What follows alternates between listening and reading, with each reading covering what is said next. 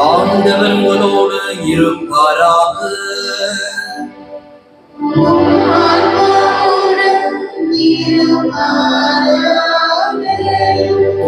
லூக்கா எழுதிய பரிசுத்த நற்செய்தியிலிருந்து வாசகம்.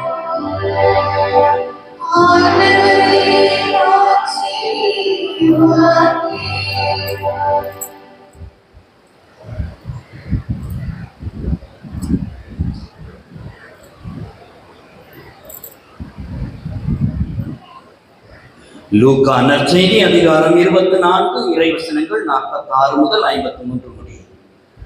அக்காலத்தில் இயேசு தம் சீடர்களிடம், மெசியா துன்புற்று இறந்து 3ஆம் நாள் உயிர்த்தெழ வேண்டும் என்றும் பாவ மன்னிப்பு பெற மனம் மாறுங்கள் என எருசலேம் தொடங்கி அனைத்து நாடுகளிலும் அவருடைய பெயரால் பறைசாற்றப்பட வேண்டும் என்றும் எழுதியுள்ளது. இவற்றுக்கு நீங்கள் சாட்சிகள். இதோ என் தந்தை வாக்களித்த வல்லமையை நான் உங்களுக்கு அனுப்புகிறேன். நீங்கள் உன்னதத்திலிருந்து வரும் அவ்வல்லமையால் ஆட்கொள்ளப்படும் வரை இந்நகரத்திலேயே இருங்கள் என்றார். பின்பு இயேசு பெத்தானியா வரை அவர்களை அழைத்து சென்று தம் கைகளை உயர்த்தி அவர்களுக்கு ஆசி வழங்கினார். அவர்களுக்கு ஆசி வழங்கி கொண்டிருந்த போதே அவர் அவர்களிடமிருந்து பிரிந்து விண்ணேற்றம் அடைந்தார்.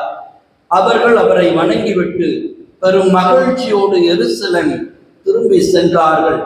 அவர்கள் கோவிலில் எப்போதும் கடவுளை போற்றியவாறு இருந்தார்கள். கிறிஸ்து வழங்கும் நற்செய்தி.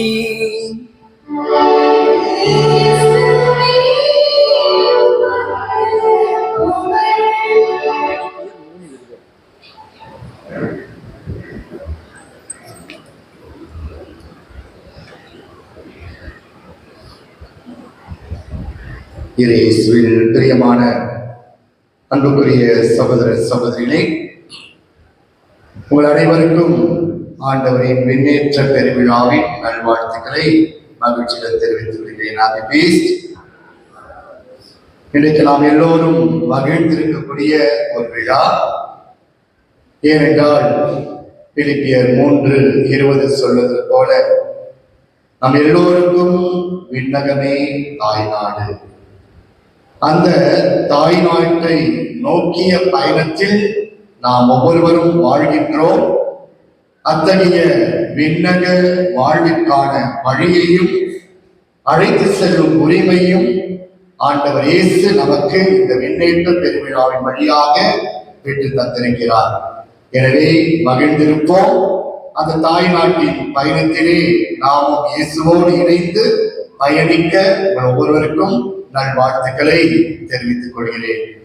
ஆகவே அன்புக்குரிய சகோதரி, இந்த விண்ணேற்ற பெருவிழாவில் இறைவன் நமக்கு தருகின்ற செய்தியை நாம் இந்த மறையுறையிலே கேட்போம். ஒரு ஜென் குரு ஒருவர் இருந்தார். அவர் வயதானவர். ஆகவே அவருக்கு ஏராளமான சீடர்கள் இருந்தார்கள். அந்த சீடர்கள் எல்லாம் அவரை முழுமையாக நம்பினார்கள். அப்படிப்பட்ட அந்த குரு மரண படுக்கைக்கு தள்ளப்பட்டார். ஆகவே அனைத்து சீடர்களும் இதோ தங்களுடைய உன்னதமான குரு அவர் மரணிக்க போகிறாரே, ஆகவே அவர் என்ன சொல்ல போகிறார், அவருடைய கடைசி வார்த்தைகள் என்ன என்று கேட்பதற்காக அவரை சூழ்ந்து நின்று கொண்டிருந்தார்கள். அப்பொழுது அந்த சீடர்களில் முதன்மை சீடர் தன்னுடைய குரு மரண படுக்கையில் இருப்பதை பார்த்து அவர் வெளியிலே சென்றார். மற்ற சீடர்கள் எல்லாரும் பார்த்தார்கள், இந்த முதன்மை குரு ஏன் செல்கிறார்? தங்களுடைய குரு சாக போகிறார், அவர் என்ன சொல்ல போகிறார் என்பதை கூட கேட்காமல் இவர் வெளியே செல்கிறாரே என்று ஒவ்வொருவரும் முணுமுணுத்துக் கொண்டார்கள். அப்பொழுது அந்த மரண படுக்கையில் இருந்த குரு அந்த சீடர்களை பார்க்கிறார், கண்களை மூடுகிறார், பார்க்கிறார். ஏதோ யாரோ ஒருவர் தவறவிட்டதை போல அவர் பார்த்து கொண்டிருந்தார். அப்பொழுது அந்த முதன்மை சீடர் வந்தார். தன்னுடைய குருவிடத்திலே அவர் சொன்னார், குருவே, உங்களுக்கு பிடித்த நாவல் பழம் இதோ நான் கொண்டு வந்திருக்கிறேன், இவற்றை நீங்கள் உண்ணுங்கள் என்று சொன்னார். அப்பொழுது அந்த குரு எந்த தயக்கமின்றி நடுக்கமின்றி அந்த பழத்தை வாங்கி கொண்டார். அப்பொழுது அருகில் இருந்த ஒரு சீடன் கேட்டாராம், குருவே, இதோ இந்த வயதான காலத்தில் கூட உங்கள் கை நடுங்கவே இல்லையே, அந்த பழத்தை நடுங்காமல் பெற்றுக் கொண்டீர்களே, என்ன காரணம் என்று கேட்டார். அப்பொழுது அந்த குரு சொன்னாராம், என் வாழ்க்கையில் நான் எதற்கும் பயந்ததில்லை, இனி பயப்பட போவதும் இல்லை, ஆகவேதான் என் வாழ்க்கையில் நடுக்கம் இல்லை என்று சொன்னாராம். உடனே அந்த குரு அந்த நாவல் பழத்தை எடுத்து அவர் புசித்தார். புசித்த முன்பாக இதோ இன்னொரு சீடர் கேட்கிறார், குருவே, இதோ இந்த நாவல் பழம் உங்களுக்கு பிடிக்குமா? இதை நீங்கள் சாகும் நேரத்தில் உண்கிறீர்களே என்று கேட்டதற்கு அந்த குரு சொன்னாராம், இதோ இந்த நாவல் பழம் மிகவும் அருமையான சுவையை கொண்டதாக இருக்கிறது, ஆகவே நான் அவற்றை புசிக்கிறேன் என்று சொல்லி அவற்றை சாப்பிட்டார். அதன் பிறகு அவர் உயிர் விட்டார். அப்பொழுது எல்லா சீடர்களும் அங்கே யோசித்தார்கள், தங்கள் குருவினுடைய கடைசி வார்த்தை என்ன? அந்த வார்த்தைகள் அவர்கள் வாழ்க்கையில் ஒரு மாபெரும் மாற்றத்தை கொண்டு வந்ததாக உணர்ந்தார்கள். ஏனென்றால் அந்த குரு அவர்களுக்கு கற்றுத்தந்த ஒரு பாடம், இதோ எதையும் எந்த நேரத்திலும் தாமதிக்காமல் அன்றே செய்யுங்கள், அந்த நிமிடத்திலேயே செய்து பழகுங்கள் என்று சொன்னார். என்று அவர்கள் தங்களுக்கு தானே ஒரு வரையறை வகுத்துக் கொண்டு அவர்கள் நிகழ்காலத்தில் வாழ ஆரம்பித்தார்கள் என்று சொல்லப்படுகிறது இந்த நிகழ்ச்சி. அன்புக்குரிய சகோதரிய சகோதரி, இவ்வாறுதான் இதோ ஒவ்வொருவரின் குடும்பங்களிலும் நம்முடைய தந்தையோ தாயோ பெற்றோரோ தாத்தாவோ பாட்டியோ அவர்கள் மரணிக்கும் தருவாயிலே அவருடைய கடைசி வார்த்தைகள் என்ன என்று நாம் காது கொடுத்து கேட்டிருக்கிறோமா? பல குடும்பங்களில் கடைசி நேரத்திலே இவ்வாறு இவர்களை சூழ்ந்து நிற்பார்கள். அவர்கள் என்ன சொல்கிறார்கள் என்று அவளோடு கேட்பார்கள். ஏனென்றால் அவர்கள் கடைசி நேரத்தில் கூறுகின்ற வார்த்தைகள் ஒரு பொன்னான வார்த்தைகள், அது அவர்களுடைய வாழ்க்கையில் ஒரு அறிவுரையாக கூட அமரலாம். எனவே அப்படிப்பட்ட உன்னதமான நேரத்தில் சொல்லப்படும் வார்த்தைகளை பலர் ஏற்று வாழ்வதற்கு பல வழிகள் உண்டு என்று நாம் பார்க்கலாம். அவ்வாறுதான் நம் ஆண்டவர் இயேசு கிறிஸ்து கூட விண்ணகத்துக்கு செல்வதற்கு முன்பாக அவர் சீடர்களோடு பேசிய வார்த்தைகள் என்ன? அவற்றைதான் இன்றைய முதல் வாசகம் திருத்துதர் பணியிலிருந்து அங்கே அழகாக நமக்கு சொல்லப்படுகிறது. ஆண்டவர் இயேசு கிறிஸ்து கடைசியாக சீடர்களுக்கு ஒரு அறிவுரை கூறுகிறார். என்ன அறிவுரை? இதோ நான் உங்களை விட்டு பிரிந்து போக போகிறேன், விண்ணகத்துக்கு செல்ல போகிறேன், ஆகவே நான் சென்றால்தான் உங்களுக்கு தேவையான தூய ஆவியானவர் உங்களுக்கு கிடைப்பார். ஆகவே அந்த தூய ஆவியானவர் உங்களை உண்மையின் வழியில் வழி நடத்துவார் என்று முதலாவது வார்த்தையாக அவர்களுக்கு சொல்கிறார். இரண்டாவதாக இயேசு கிறிஸ்து சொன்ன வார்த்தைகள் என்ன? இதோ நான் உங்களுக்கு போதித்ததை நீங்கள் போதியுங்கள். மூன்றாவதாக அவர் சொன்னது என்ன? உலகெல்லாம் சென்று சான்று பகருங்கள், சாட்சியம் பகருங்கள் என்று சொல்லி அவர்களை அவர் வழி அனுப்புகிறார். அன்புக்குள்ளே இந்த மூன்று முத்தான வார்த்தைகள் தான் ஆண்டவர் விண்ணகத்துக்கு செல்வதற்கு முன்பாக சீடர்களோடு பகிர்ந்து கொண்ட ஒரு அருமையான வார்த்தைகள். இவற்றை தான் சீடர்கள் கடைசி நேரத்தில் ஏற்றுக்கொண்டார்கள். அவர்கள் ஆண்டவருக்கு சான்று பகர்ந்தார்கள் என்று நாம் பார்க்கின்றோம். அன்பார்களே, இதோ உண்மையின் வழியில் தூய ஆவியார் வருவார், அவர் வந்தார், சீடர்களை உருவாக்கினார் என்பதை அடுத்த வாரம் பெந்தகோஸ்தே பெருவிழாவாக நாம் கொண்டாட போகிறோம். ஆண்டவர் வாக்குறுதி அளித்ததை தன் வாழ்க்கையில் சீடர்களுக்கு கொடுத்தார், அந்த வாக்குறுதியை நிறைவேற்றினார் என்று நாம் பார்க்கிறோம். இரண்டாவதாக இதோ ஆண்டவர் சொன்ன வார்த்தைகளை சீடர்கள் போதிக்க பெந்தகோஸ்தே பெருவிழாவின் பிறகுதான் அவர்கள் செல்கிறார்கள். மூன்றாவதாக உலகெல்லாம் சென்று கடைக்கோடி எல்லை வரைக்கும் ஆண்டவர் இயேசுவை அவர்கள் பறைசாற்றினார்கள், சாட்சியம் பகர்ந்தார்கள் என்று நாம் பார்க்கிறோம். ஆகவே அன்புக்குள்ளே இவ்வாறாக நாமும் நம் வாழ்க்கையில் வாழ்வதற்கு அழைக்கப்படுகிறோம். ஏனென்றால் நாம் அனைவரும் இயேசு கிறிஸ்துவால் ரட்சிக்கப்பட்டவர்கள், இயேசு கிறிஸ்துவால் மீட்கப்பட்டவர்கள். அந்த இயேசு கிறிஸ்துவின் விண்ணக வாழ்வுக்கு நாமும் சொந்தமானவர்கள்.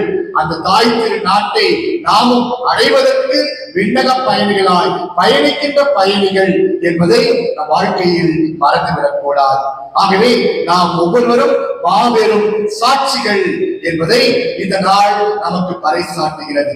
இவ்வாறுதான் அன்புக்குரியவர்களே, 2008ஆம் ஆண்டு நம்முடைய இந்திய தேசத்தில் ஒரிசாவில் கந்தமாடில் நடந்த ஒரு அருமையான ஒரு நிகழ்ச்சியை நாம் சிந்தித்து பார்க்க வேண்டும். அங்கே சரிதா பார்க்கர் என்ற ஒரு கர்ப்பிணி பெண் இருந்தார். அந்த கந்தமாடில் பல மறைசாட்சிகள் அவர்கள் மறித்தார்கள். இந்த இந்து மத துரோகிகள் அவர்கள் கொடூரமாக கிறிஸ்தவர்களை எல்லாம் வாட்டி மதித்தார்கள், கொண்டார்கள் என்று நாம் பார்க்கிறோம். அவ்வாறு இந்த அழகான கர்ப்பிணி பெண்ணான சரிதா பார்க்கரை ஒரு முருகன், அந்த இந்து மத துரோகி, அவன் வந்து அவர் அருகில் நின்று, உன் அழகை நான் ரசிக்கிறேன், உன்னை நான் அனுபவிப்பேன், ஆனால் அதே நேரத்தில் நீ நம்புகிற இயேசுவை கைவிட்டு விட்டால், எங்கள் கடவுளை நீ ஏற்றுக்கொண்டால் உன்னை நான் விட்டு விடுவேன். எது உனக்கு முக்கியம்? உன்னுடைய வாழ்க்கையா அல்லது நீ இனி வாழப்போகும் வாழ்க்கையா? சிந்தித்து பார் என்று அவர் கட்டளையிட்டார். அப்பொழுது சரிதா பார்க்க சொன்னாரா, நான் எதற்கும் பயப்பட தேவையில்லை, என் ஆண்டவர் இயேசு கிறிஸ்துவை நான் விட்டு போவதில்லை, ஏனென்றால் அவர் என்னோடு இருக்கிறார், நான் பயப்பட மாட்டேன். நீ என் உயிரை எடுத்தாலும் என் உயிர் அவருக்கு சொந்தமானது, ஆகவே நான் குழிவுடன் சாவுக்கு தயாராக இருக்கிறேன் என்று சொன்னாரா. இதோ அந்த முரடன் அந்த கர்ப்பிணி பெண்ணை கத்தியால் குத்தினான். அந்த கொடூரமாக கர்ப்பிணி பெண் உதரத்தில் இருக்கிற குழந்தையும் குத்தி கொண்டு விட்டான். சரிதா பார்க்க அங்கே அழகாக சான்று பகர்ந்தான். இயேசுவே, என் ஆண்டவரே, என் உயிரை உனக்கு நான் கொடுக்கிறேன் என்று சொல்லி அவள் அங்கே தன் உயிரை கொடுத்தாள் என்று அந்த மாபெரும் நிகழ்வு கூறுகிறது. அன்புக்குரியவர்களே, இவ்வாறு சாட்சி பகர்வது என்பது இன்றைய கால சூழலில் நாம் வாழ்கின்ற ஒரு சூழலில் தான் நடைபெற்ற இந்த அருமையான ஒரு நிகழ்ச்சியை நாம் இங்கே பார்க்கின்றோம். ஆகவே இந்த பெண்மணியானவள் ஆண்டவருக்கு தன் உயிரை கொடுத்து சான்று பகர்ந்தார். இவ்வாறுதான் ஒவ்வொரு சீடர்களும் ஆண்டவரின் வார்த்தைகளை அவர்கள் உலகெங்கும் சென்று பறைசாற்றிய பொழுது அவர்களுக்கு கிடைத்த பரிசு என்ன? மறைசாட்சி மரணம். அதுதான் தன் ரத்தத்தை கொடுத்து இந்த திருச்சபை வித்தை வளர விட்டார்கள். இந்த வித்தானது வளர்ந்தது, ஆலமரம் போல் இன்று தழைத்திருக்கிறது. நீங்களும் நானும் அந்த வித்தை சார்ந்தவர்கள்தான், அந்த ரத்தத்தால் உருவாக்கப்பட்டவர்கள் என்பதை மறந்துவிடக்கூடாது அன்புக்குரியவர்களே. எனவே இன்றைக்கு நம் வாழ்க்கையில் நாம் எவ்வாறு சான்று பகர முடியும், அந்த சாட்சிய வாழ்வு எப்படிப்பட்டதாக இருக்க முடியும் என்பதற்கு இன்னொரு சிறிய நிகழ்வை நான் குறிப்பிட்டு காட்ட விரும்புகிறேன். நம்முடைய இந்திய நாட்டை பல மன்னர்கள் ஆட்சி செய்தார்கள். அவற்றிலே சந்திரகுப்தன் என்ற ஒரு மன்னர் இருந்தான், பெயரும் புகழ் பெற்ற ஒரு மன்னன். அவருடைய காலத்தில் தான் சாணக்கியர் என்ற ஒரு புலவர் இருந்தார். அவர் அர்த்த சாஸ்திரம் என்ற நூலை எழுதியவர்.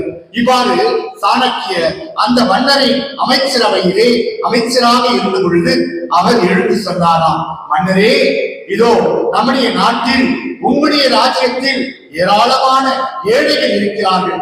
எவ்வளவு பெரிய ஏழைகள் என்றால், இதோ அவர்கள் தூங்கும் பொழுது குளிரினால் வாடுகிறார்கள், கம்பளி போர்வை கூட இல்லாமல் இதோ எத்தனையோ குடும்பங்கள் இங்கே பரிதவிப்பதை நான் பார்க்கிறேன் என்று சொன்னாராம். உடனே மன்னன், அதற்கு நாம் என்ன செய்யலாம் என்று கேட்டதற்கு, ஏன் இலவசமாக மக்களுக்கு அங்கே குளிரினால் வாடுவோருக்கு கம்பளி கொடுக்க கூடாது என்று கேட்டவுடன் மன்னன் உடனடியாக அவன் செய்தான். ஆம் மன்னரே, அமைச்சரே, நான் உங்களிடத்தில் இந்த பொறுப்பை கொடுக்கிறேன். நீங்கள் எந்த ஏழைகளை பார்த்தீர்களோ அத்தனை குடும்பங்களுக்கும் இந்த கம்பளியை நீங்களே வழங்குங்கள், உங்களுக்கு நான் ஆணையிடுகிறேன் என்று சொன்னார். அவ்வாறு இதோ சாணக்கிய வீட்டிலே ஏராளமான கம்பளிகள் போய் இறங்கியது. அவ்வாறு அங்கே திருடர்கள் பலர் இருந்தார்கள். இந்த சாணக்கிய வீட்டில் இங்கே இருந்த கம்பளிகளை எல்லாம் சூறையாடி சென்று விடலாம் என்று எண்ணினார்கள். உடனே அவர் வீட்டுக்கு படையெடுத்தார்கள். அன்று இரவு சாணக்கியரும் அவர் மனைவியும் அவருடைய தாயும் தூங்கிக் கொண்டிருப்பதை பார்த்தார்கள். அவர்கள் கிழிந்த கம்பளியை கொண்டு அந்த குழியிலே வாடி தூங்கிக் கொண்டிருந்தார்கள். திருடர்கள் பார்த்தவுடன் வியந்தார்கள். இத்தனை கம்பளிகள் இங்கு இருக்க இந்த மனிதன் குளிரினால் கிழிந்த கம்பளியை கொண்டு தூங்கிக் கொண்டிருக்கிறாரே என்று திருட மனம் இல்லாமல் சென்றார்கள். அடுத்த நாள் அவர்கள் சாணக்கியரிடத்திலே வந்து கேட்டார்களா, ஐயா, இதோ மன்னர் உங்களுக்கு ஏராளமான கம்பளியை கொடுத்திருக்கிறார், ஏன் அவற்றில் ஒன்றை நீங்கள் எடுத்து பொருத்திக் கொண்டு தூங்கக்கூடாது? மாறாக குளிரினால் நீங்களும் உங்கள் மனைவியும் உங்கள் தாயும் தூங்கிக் கொண்டிருப்பதை நாங்கள் பார்த்தோமே என்று கேட்டதற்கு அந்த சாணக்கியர் சொன்னாரா, அது மன்னர் மக்களுக்கு கொடுத்தது, எனக்கு கொடுத்தது அல்ல. மாறாக மக்களுக்கு சேவை கொடுக்க வேண்டியதை நான் கொடுக்க வேண்டும், அதுதான் என் கட்டளை. ஆகவே அவற்றை நான் எடுத்து அபகரித்து எனக்காக பயன்படுத்துவது தவறு என்று அவர் சுட்டி காட்டினாராம். திருடர்கள் எல்லாரும் மனம் மாறினார்கள். ஆம், அன்புக்குரிய சகோதரி சகோதரி, இந்த நிகழ்ச்சியை எதற்காக குறிப்பிடுகிறேன் என்றால், இந்த சாணக்கியர் தன் வாழ்க்கையில் உண்மையில் நேர்மையில் வாழ்ந்தார். இதோ மக்களுக்குரியது மக்களுக்கு தான், அதுதான் அவருடைய சாட்சிய வாழ்வு. எனவே இன்றைய கால சூழலில் இப்படிப்பட்ட ஒரு நேர்மையான வாழ்க்கையை வாழ்வதற்கு தான் நாம் அழைக்கப்பட்டோம். சான்று பகர்வது என்ன? ஆம் அன்புகளே, இயேசு கிறிஸ்துவின் மதிப்பீட்டு சிந்தனைகளை உள்வாங்கி வாழ்ந்து காட்டுவது. இயேசு கிறிஸ்து நமக்கு போதித்தது என்ன? உண்மையின் வழியில் வாழுங்கள், நேர்மையோடு நடந்து கொள்ளுங்கள், எதையும் நீங்கள் நான் சொல்லும் வார்த்தையின்படி நடந்து கொள்ளுங்கள் என்றுதான் ஆண்டவர் நமக்கு கட்டளையிட்டார். ஆகவே உங்கள் ஒவ்வொருவரின் குடும்பத்திலும் இப்படிப்பட்ட உண்மையின் தன்மை, நேர்மையின் தன்மை பிரதிபலிக்க வேண்டும். அதுதான் மாபெரும் சாட்சி. ஆகவே சாட்சி என்பது ஒரு கிறிஸ்தவனுக்கு ஒரு அழகு. ஆகவே அன்புக்குரிய சகோதரி சகோதரி, நேற்றைய தினம் கூட ஒரு சப் இன்ஸ்பெக்டர் ஓய்வு பெறும் ஒரு விழாவில் நான் பங்கெடுத்தேன். அப்பொழுது ஒரு தலைமை அதிகாரி அந்த ஓய்வு பெறும் கத்தோலிக்க கிறிஸ்தவரான சப் இன்ஸ்பெக்டர் பற்றி அழகாக சொன்னார். என் வாழ்க்கையில் நான் பார்த்த ஒரு அருமையான ஒரு மனிதன். இவர் தன் வாழ்க்கையில் 36 ஆண்டுகள் இங்கே போலீசாராக சப் இன்ஸ்பெக்டராக உயர்ந்த பதவியில் இருக்கிறார். ஆனால் இவரிடத்தில் நான் பார்த்தது ஒரு கிறிஸ்தவர் என்ற ஒரு பெருமை. அவர் நாணயமோடு நடந்து கொண்டார். தன் வாழ்க்கையில் இதுவரை எந்த லஞ்சமோ எந்த அதிகமான பணமோ தண்டலோ இல்லாமல் நேர்மையாக வாழும் மனிதர் என்று தலைமை அதிகாரி அவருக்கு அங்கே மகுடம் சூட்டினார். அன்புக்குள்ளே, இதுதான் இன்றைய கால சூழலில் நாம் வாழ்ந்து காட்ட வேண்டிய ஒரு வாழ்வு. எனவே நம் ஆண்டவர் இயேசு கிறிஸ்து விண்ணகத்துக்கு செல்வதற்கு முன்பாக நமக்கு கொடுத்த வார்த்தையின்படி நாம் ஒவ்வொருவரும் சான்று பகர வேண்டும், சாட்சிகளாய் மாற வேண்டும். ஆகவே உங்கள் வாழ்க்கையில், நம் வாழ்க்கையில் நாம் எப்படி வாழ்கிறோமோ அதுதான் உண்மையான சான்று, அதுதான் கிறிஸ்தவத்துக்கு அழகு, அதுதான் இயேசு கிறிஸ்துவை நான் ஏற்றுக்கொண்டேன் என்பதற்கு அழகு. இதுதான் தாய் நாட்டிற்கு நாம் நம்மை தயாரிக்கும் ஒரு அழகு. எனவே அப்படிப்பட்ட ஒரு உயர்ந்த வாழ்வை நாம் வாழ்வோம், விண்ணக பயணிகளால் பயணிப்போம், ஆண்டவருக்கு சான்று பகர்வோம். ஆமென்.